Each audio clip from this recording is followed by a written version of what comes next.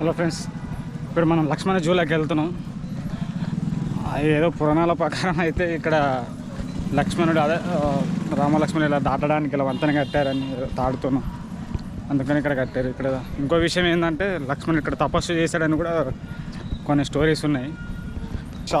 చిన్న చిన్న మార్కెట్ ఇలాంటివన్నీ ఉన్నాయి.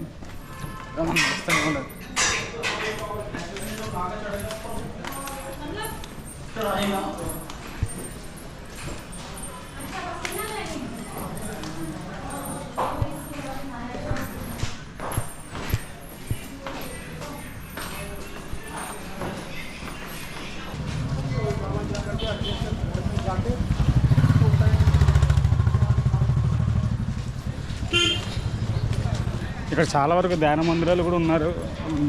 ఇక్కడ చాలా